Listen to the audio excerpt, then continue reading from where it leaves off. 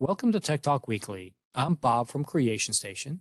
This is our weekly show where we get three, sometimes four cool tech stories in the news, give you a fun library fact, and send you on your way in 15 to 20 minutes. If you have a story you'd like to see featured on the show one week, Creation Station at Broward.org comes right to me and we bring that in for you. Today, my guest is Nancy Murray, who is taking a well-deserved break for a moment, sitting down and talking with me before she rushes off to another thing. How are you doing, Miss Nance? Like you said, I'm stressed. No, I'm kidding. You didn't say that. But I fully get it. yeah, We're going to be talking about we that. are. Nancy is the person who's running BookFest. And if you don't know what that is, you just keep watching because at the end of the show, we're going to be talking about BookFest a lot because there's some very cool stuff happening this weekend here in Broward County. How are you feeling, Nancy? Your feet still going? Your feet are still going? Yes. I was up at before the sun came up this morning. Yes. And I'm at West Regional where we're having the event, and we are like planning to go forward, rain or shine. We're gonna happen. It's gonna happen. You know what? Let's cover these stories and let's come back to that. I've got a cool little story about that last one there too. Let me fire up my browser here and talk about this. Speaking of possible disasters, right? So we talked about it on the show here earlier this year. Tonga, which is an island out in the Pacific, and they had a volcanic eruption that cut off the internet cables running to their island.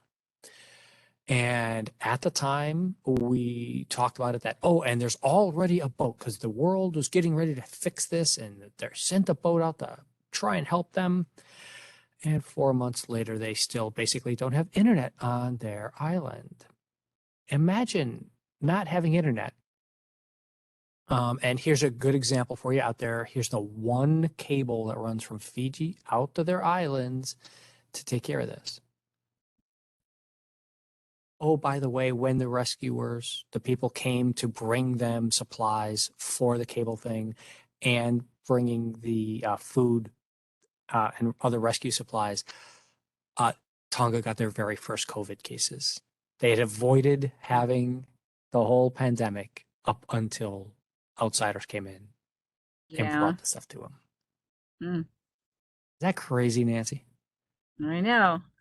It's I think terrible. it's the idea of being isolated, the good and bad of being Hmm. isolated, right? It's you're isolated so you don't have to deal with some of these horrible things like the pandemic, etc. You're isolated and now you don't have internet to access the stuff that you do need to do if you're going to stay physically isolated like that. Hmm. To keep you informed of what's actually happening in the world. Yeah. Sometimes, right? And Um, it's the fun thing about this with the satellite connection. We talked about the satellite stuff. Oh, they're going to ship in satellite radios. And no, the satellite radios are still not working there because there's still too much ash and dirt up from the volcano. So it's not, their satellite phones are not getting through very well yet still. so there, so are you saying that they don't have internet, Like which very means, basic, bare internet. Like they're not even at DSL speeds right now on the mm, island. yeah. So, I mean, but they are able to have phone connection, cell They phone have some connection. basic, yeah, they have some basic connections to do some voice and to do email, but they can't even do things like online shopping. They don't have a powerful enough connection for the population to be able to go back to doing the normal online shopping and stuff like that. Mm. It's a crazy, Which, crazy thing. which is funny that we can't survive without that now when we did before. Uh-huh.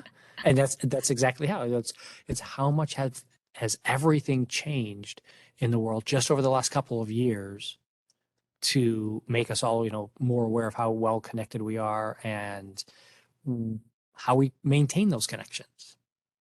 Hmm. So have you been to a place where you've actually lost complete internet connection? Um, Yeah, Not like, I mean, our intentionally, yeah. internet is down at work or, hmm?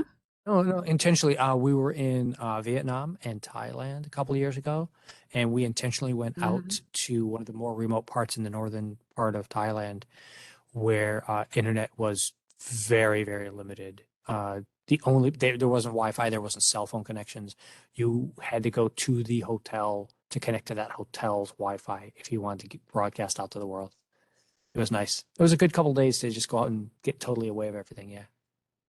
Which I think since you're such a techie, that I think that you for um I think for you it's more so much more a part of your life. Like Oh yeah. because you are the high tech person in our department. But for me, I don't know, I can remember I was in Japan when I was in my 20s and having internet, having any of that was not even, you didn't have that. So if I got too far away from the Air Force Base and further into where people don't speak English and there's no American language, there's everything was in kanji, I literally would have a panic attack because there was no way for me to figure out how I was getting back to where I was going unless I had a map or had to ask somebody that spoke English. So, and which is I had to figure out my way. And now though, I depend so much on the internet, meaning I was driving up in the mountains in Tennessee and where I was had complete didn't have internet at all and I had a map on and I didn't have a paper map and I was in a panic like how am I ever going to figure Paper out my maps way back? anymore. I know. Exactly. So it was like But those, yeah, it was yeah, my way of figuring out where I was going. yep, it's a Whereas years crazy thing. ago you figured it out, Yep. and now you become too dependent on the internet. We need to go back So to sundials. Is that what you're saying? We need to go back to yeah, sundials and camp and compasses, and we'll pull it off. compasses and Yeah, there we go. I have a sundial watch. That came up weirdly earlier today too. That's a weird connection you just made, Nancy. mm, Um, so speaking of other connections, though, here's something for you. You've got family in a lot of areas. mm-hmm. How many people do you share a password with? Actually, we share passwords with maybe 6 people altogether, but they're like in Delaware and in Florida. So it's not So too far, really. Netflix doesn't count them. Netflix says no, that those don't count as family. Those don't count as people to share your Right. password with. I think that Yeah. article, isn't it Huh? you have to be in the same area? To be in the same house, physical Oh, house. same. Mm-hmm. So even if it's your kid who's away at college and using the same password they've been using all along as they were growing up, Netflix is moving to this new model where they're going to crack down on password sharings. And they've started it in a few countries in South America. And it's not going very well for them because Mm-hmm. the official thing is what I just said. They're considering you if you don't live in the same physical building, in the same house, then you are not family. Consider it under your Netflix terms of agreement, and you are not able to share a password. And so what's happening is in Peru, Chile, and Costa Rica, they've rolled out the new model of what Netflix is trying to figure out how to roll out to the rest of the world.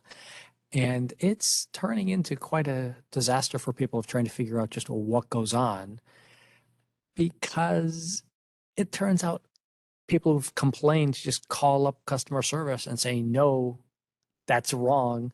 They're really Mm-hmm. here. And they're just saying, oh, okay, and letting them keep the password and keep on going instead of charging them the extra amount. Right. There's no consistency, it seems. No. And it's so in real world terms for everybody. And obviously, all these are going to be on the show notes for you to go back and read over these articles yourself. It's if you have somebody else, up to two other somebodies, and you said you're sharing with six, Nancy. Yeah, there's 6 of us altogether. Yeah. So, and any of those live in your physical house? No. So we're not We ratting Nancy out did. here. Lots and lots of people share passwords right now. And actually, I'm on with another family member. So I'm not the key person who's got the account. Okay, good. That's a good thing to know. Yeah. But so two extra people max, and you have to pay Hmm. in Peru right now, it's the equivalent of $2 a month to add them on. Yeah, I It's saw that. cheaper than going to the $6.80 a month for a brand new account, which is what the going rate in Peru is for Netflix. So even at that same kind of thing of charging one third of the rate for two people, I don't know, would you do that? Would you pay an extra two-thirds of your Netflix bill so you could have two people outside of your house, physical house, join in on your Netflix account? Would I pay? Mm, if I had to, I mean, Well, for my that's the thing. You're family, gonna but they're going to. Yeah. Well, I don't know. I don't care enough about mm, my family. They can go buy their own. I don't see. I don't actually don't share my passwords like that with anybody. yeah. Um, because I only have a handful of them, and the ones that I have are kind of, it's like my Amazon account, and I'm not going to let people just get on my Hmm. Amazon account and buy things. Oh yeah. I think it's probably because we don't really, it's more of a, like Amazon, I use probably more than Netflix. Netflix is like, it's a go-to like once in a while. So it's like good to have like once in a while, you know? So, but I don't know if I used it once in a while, would I pay for it for everybody who, if we're only using it once in a while. And you're echoing right there in the article. People are quitting because it's not because they're charging them more. It's just, yeah, I don't like your shows anymore. There's not enough interesting stuff there for me to think about paying you for it. So Netflix is going to have some interesting things. This is the very first countries this is rolled out on, and it'll be coming to the rest of the world Mhm. later on this year. So it's something to kind of keep an eye out to see exactly how much this is going to be happening. So, do you know Hmm. there are creatures out there that don't have Netflix because they can't see?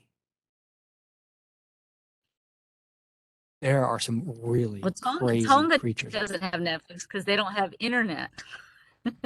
Well, this is also true too. See, you're so good at this, wrapping all three stories into one. Amazing. But so this is just a fun story that I wanted to include because there's some really good basic information here about convergent evolution and how different things all around the world, different creatures, different whole types of creatures in different locations all evolve the same way when you get to some of these things and you get to these quote unquote deep caves, underwater caves, and some of them are only 25 feet deep. Hmm. Just being down 25 feet lets you see an entire new world of all these creatures evolving because that's far enough down, and especially in some of the caves where the light doesn't get in there to make a difference. And so they had to evolve other ways. So I wanted to bring it out because it's just one of those really cool, weird stories. Um, and they found some really fun things in the Czech Republic. So please come back and read this article. There's a lot of interesting, cool dinosaur type facts in this one for you. Um, but I wanted to get Oh, no, with I you. read a little bit of that article Yeah, and isn't that? it is pretty fascinating. And it's making me think right now about this summer where we actually have Yeah, so somebody you know where who's I'm doing going with this. winter. Well, we have this children book fest coming up, and I'll mention that, but I actually am talking about our summer learning program where we actually have, I'm looking for it right now. Got it up right now. Oceans of possibilities. I've got Yes, the summer Oceans of page up. Possibilities. That's our theme. But then we have Linda. Let's see. We have Linda. I have a hard time saying her last name. She does Blackwater Creatures, but she does underwater photography, deep. So When is what that? you're talking about right now is making me think about that. What's the day for that? What's the day of that event? That event is, I believe, is June 18th at 2 o'clock, and it's Blackwater Creatures, and Awesome. Is that in person or online? it is an online program. That is going to be Um, great. yeah, Blackwater Creatures, Linda. We're going to put the summer learning thing up there for everybody. Don't worry about it. You can come and explore it. Okay. There are so many of these programs, just like I didn't know we were doing that program here. And I'm participating in like 30 of these things or 40 of these things during the summer.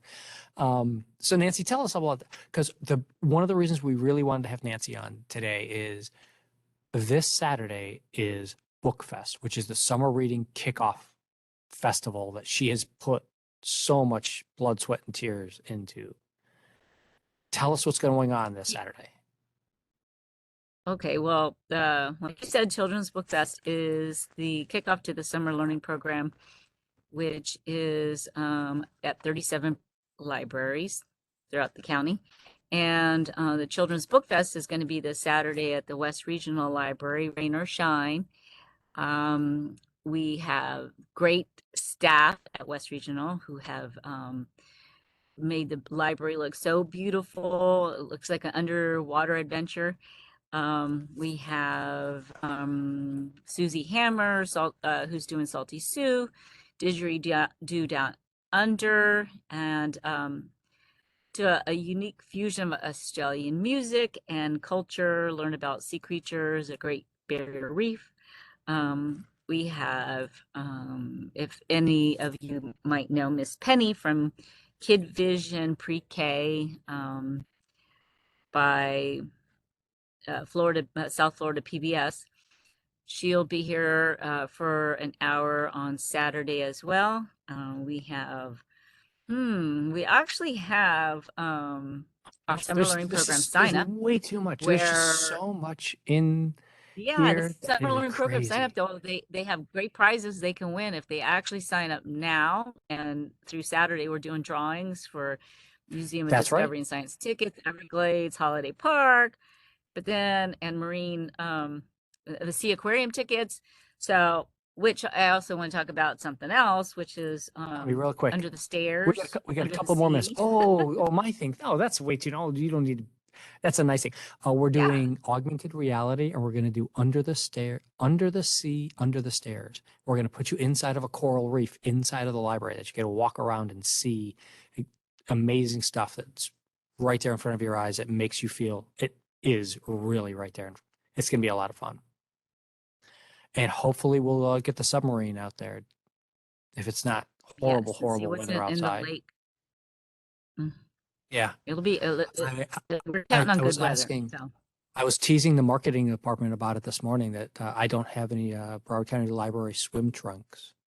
That I need to get some swim trunks with the county logo on it so I can go out there and swim in the lake. I don't know. It's gonna be interesting we're like this scuba weekend diving for us. here. Yeah. That's kind of the point of having the So, sub. Let the sub go underwater and I can stay above. I just need something to sit out there in the rain and do it. We'll see what happens. Come out Saturday and yeah. see us. Come see me, come see Nancy, come see Kimberly, come see Gloria, all of the hardworking people that have been here and doing that you've seen here on the shows over the last few months are all going to be there showing off their stuff and doing these events. Come and see us there. Nancy, thank you so much for being here for this. It's really fun and great having Well, you thanks for having along. me. And We're going to make it happen. so they should sign up, go to broward.org/library/summer. /summer. And if you register, Nancy told you already, you go register now, you could win a prize on Saturday. Because if everyone who's registered before the event kicks off on Saturday is registered for a prize, how many are we giving away? Do you know? 2, 3? 5. Five We have prizes. 5 We're giving different away prizes. 5 prizes on Saturday afternoon for people who are registered. It's a big thing, guys. Yeah. And not just kids, adults, everybody. We're giving away like projectors.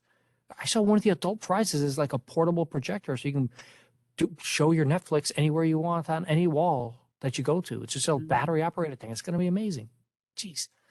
Okay, we got to get out here. We got so much other work for you to get done to get us ready for that. If there is a library or a librarian you want to see featured on the show one week, please email me, creationstation@broward.org, and we will see you soon. Have a great day, everybody. Mhm.